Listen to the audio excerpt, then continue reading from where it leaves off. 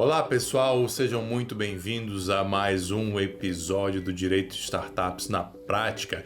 Eu sou Saulo Miquiles, doutor Startup, e estou aqui para fazer para vocês um conteúdo educativo de mais um episódio de comentários sobre o anjo investidor.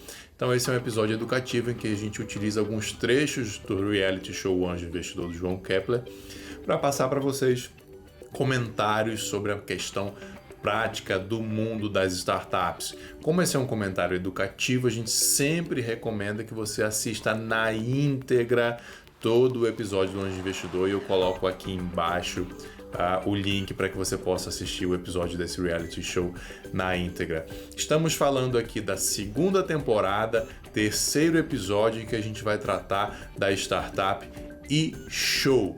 Normalmente eu começo meus episódios dando oportunidade para os fundadores, para os founders fazerem os seus pitches, ou seja, fazerem as suas apresentações das startups. Mas hoje a gente vai fazer um pouco diferente. Por quê? Porque eu quero explicar para vocês o que é um pitch, para que serve um pitch, e quero que vocês observem depois dessa explicação como foi o pitch dos empreendedores e um pequeno pitch também que o João Kepler faz, a explicação dele sobre a startup.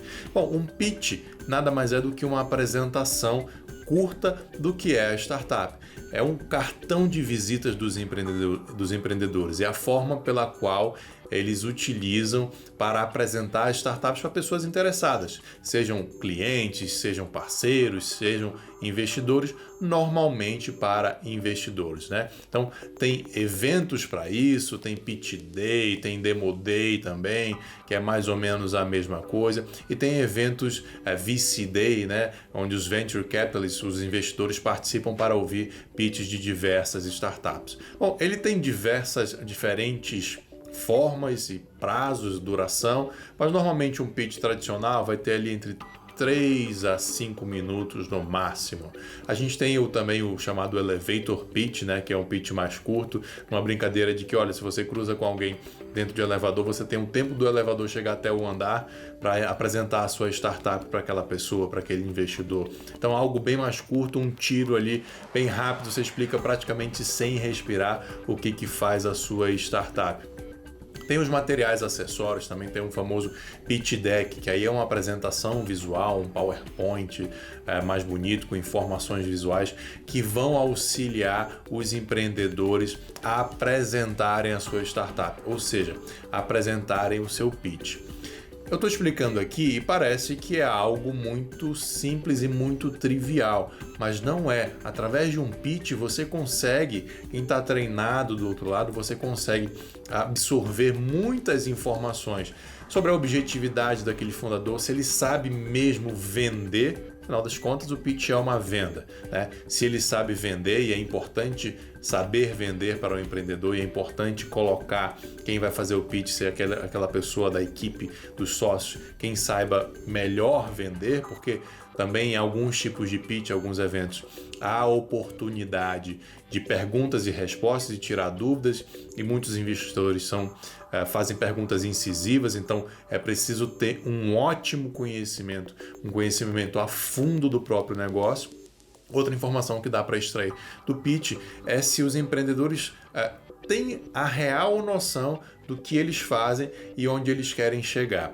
É mais comum do que vocês possam imaginar a gente ouvir pitches confusos, em que você não consegue entender direito o que aquela startup faz. Isso pode dar uma má impressão, uma baita má impressão, ou no mínimo você ser descartado de cara, porque vamos pensar do outro lado. Quem é o investidor? Quem é o profissional investidor, seja de fundo ou investidores anjos em séries? São pessoas que vivem disso ou dedicam boa parte do seu tempo, da sua vida para isso, o que significa dizer que boa parte do seu tempo eles estão analisando startups, ouvindo pitches. Então você precisa ter grandes diferenciais para capturar a atenção daquela pessoa que está ouvindo o seu pitch, né?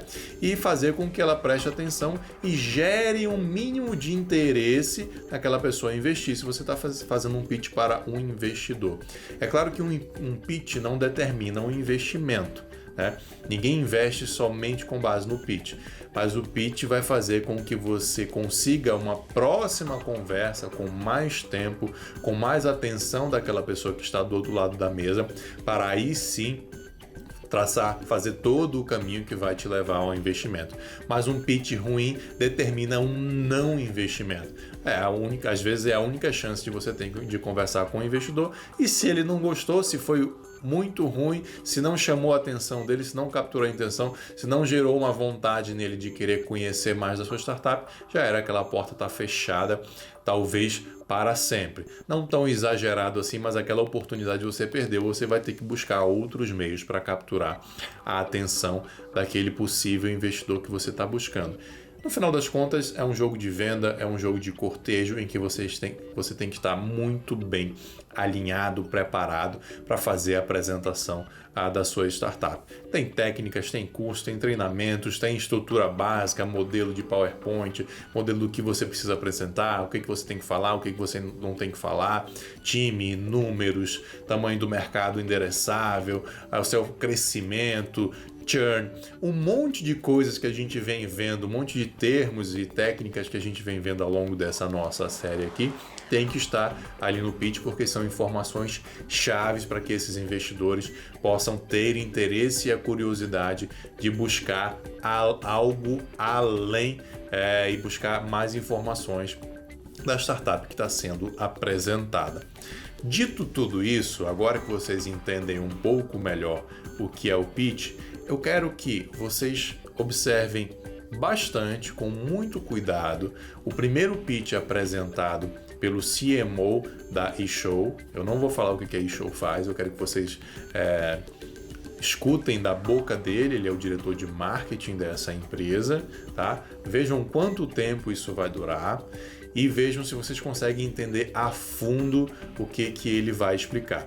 Depois eu quero que vocês vejam a explicação ou o mini pitch que o próprio João Kepler faz da startup da eShow. Vamos lá. A eShows é um marketplace, né? Que é uma plataforma intermediadora de compra e venda. A gente tem como finalidade descomplicar o processo de contratação de show. A ideia foi do Otávio. Eu sou apaixonado por música, né? Já toquei na noite, já fui empresário de dupla sertaneja, enfim, já me meti bastante nesse meio. Então, quer dizer, foi de uma vida minha na música que trouxe esse insight, essas coisas que a gente está desenvolvendo hoje. Estou aqui na sede da Startup eShows, uma startup B2B que resolve o problema de contratantes e músicos, que ajuda a resolver o problema de comunicação e relacionamento entre eles. Bom, agora vocês puderam ouvir aí o pitch do empreendedor, do CMO. Quero saber, vocês conseguiram entender bem, direitinho, o que a eShows faz ou ficaram algumas dúvidas? Lembrando que deixei ali o pitch dele mais ou menos 30 segundos e depois vem o pitch do João Kepler explicando a própria eShows de mais ou menos 10, 12 segundos ali. E na minha percepção, o João Kepler explicou muito melhor do que os próprios empreendedores o que a eShows faz. Talvez pela prática dele, pela capacidade de síntese, poder de resumir a ideia, de já capturar a ideia, ele já conseguiu dar objetividade ao que a eShows faz. Lembrem-se do que eu disse sobre o pitch, da imagem que o pitch passa, do poder de venda, do momento que é fazer esse pitch. Então, percebam que até num programa desse, fazer um pitch desse, ele está se vendendo virtualmente para o Brasil inteiro, né? Então, tem que ser um pitch muito bem feito, muito bem treinado, muito bem assertivo, o que na minha opinião não foi o caso. Queria ouvir nos comentários aí a opinião de vocês, se vocês conseguiram entender muito bem a explicação do CMO sobre o pitch da eShow, sobre o que a eShows faz, né? Esse é um ponto interessante que, já virando a página aqui, mudando de assunto, mas que tem um pouco a ver com esse ponto, que é a questão da validação de ideias numa startup. É um ponto que o João Kepler pega forte nesse sentido. Mas o que é uma validação ou a cultura da validação, da experimentação? Tudo isso tem como fonte principal, talvez, o livro A Startup Enxuta, do Eric Ries, que vai trazer o conceito de MVP, produto mínimo viável. O que isso quer dizer? Quer dizer o seguinte, que ao contrário de uma ideia de negócio tradicional, em que normalmente você vai fazer pesquisas, vai fazer pesquisa de mercado, gastar muito tempo com planejamento, tempo e dinheiro, muitas coisas da sua cabeça, da sua própria pesquisa, na startup ou no modelo MVP, você tira a sua ideia da cabeça e bota no mundo real da maneira mais simples, pobre e objetiva possível para realizar a experimentação, para validar se aquela sua ideia, se aquela sua hipótese tem uma aderência ao mercado, né? Então, ao invés de você gastar muito tempo, muito dinheiro pensando, pesquisando, não. Você faz de maneira rudimentar essa validação. Você vai ao seu público-alvo, a uma amostra do seu público-alvo, faz esse MVP, que é essa construção rudimentar da sua ideia. MVP, Produto Mínimo Viável, ou Minimum Viable Product em inglês, a sigla em inglês, para justamente iniciar o famoso ciclo infinito de feedback. Então eu crio o meu MVP, coloco para os meus possíveis clientes testarem, coleto feedback desse teste, então MVP, coleto feedback, aprendo com o meu feedback, aplico o que eu aprendi no meu MVP, rodo de novo, coleto mais feedback, aplico o que eu aprendi e esse ciclo fica infinito, sempre uma troca de feedbacks com melhorias do produto ou serviço apresentado. É isso que o João Kepler pede para eles fazerem quando o mentor indicado pelo João Kepler dá uma nova ideia para eles.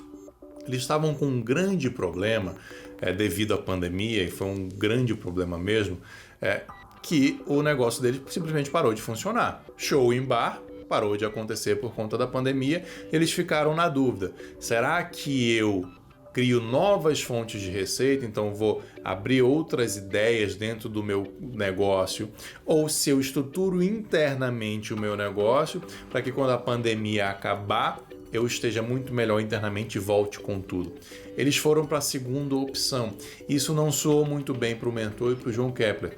O João Kepler, a startup tinha que estar faturando, se reinventando mesmo na pandemia. E a ideia que o mentor dá é a seguinte: olha, vocês fazem o B2B, que é pegar um músico, levar ele para um bar, levar o bar que quer contratar um músico, fazer essa intermediação. Por que vocês não aproveitam a pandemia para fazer o B2C? Ou seja, eu estou fazendo uma festa na minha casa, quero uma música ao vivo, mas não posso, não conheço e também por conta da pandemia não posso convidar alguém. Por que você não oferece isso na sua plataforma? Assim, eu que estou fazendo a festa na minha casa consigo contratar um músico de uma maneira muito fácil. O teu músico que está parado sem ganhar dinheiro vai voltar a ganhar dinheiro e ele vai tocar na minha festa, na minha televisão, via streaming, ao vivo, com interação, um negócio bem bacana, bem personalizado. Foi essa a ideia que esse mentor deu. Os fundadores da startup não gostaram muito da ideia, isso você vai percebendo na linguagem corporal, na maneira deles falarem, e já descartaram essa ideia com base nas pesquisas deles, no que eles já tinham feito anteriormente, mas eles não validaram a ideia. Eles não fizeram esse MVP e o ciclo de feedback para saber se a ideia fazia sentido ou não.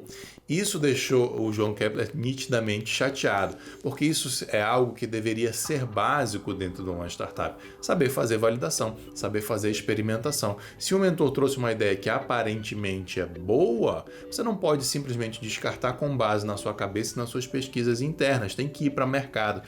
Tem que validar. Então isso ilustra para a gente muito bem essa cultura de experimentação, que é um dos grandes diferenciais das startups para as empresas tradicionais. Mas um outro ponto importante aqui, para finalizar esse ponto de MVP, experimentação, validação, etc., é que é muito difícil convencer alguns fundadores de fazerem isso. Por quê? Qual o erro que eles cometem? Eles se apaixonam pelas ideias, pelas soluções que eles tiveram, sendo que um grande erro, e que isso é muito dito no ecossistema das startups, é que você não pode se apaixonar pela sua ideia. Você tem que se apaixonar pelo problema que você quer resolver. Você tem que saber tudo do problema que você quer resolver, porque sabendo tudo, as soluções vão surgir e a melhor solução pode não ser a ideia que você teve. E aí, se você estiver apaixonado pela ideia que você teve, você vai ter dificuldade em largá-la. Mas se você estiver apaixonado pelo problema e quiser resolver o problema, você vai acatar a melhor solução que você encontrar, sem problema se não foi essa solução em específico que você pensou lá atrás.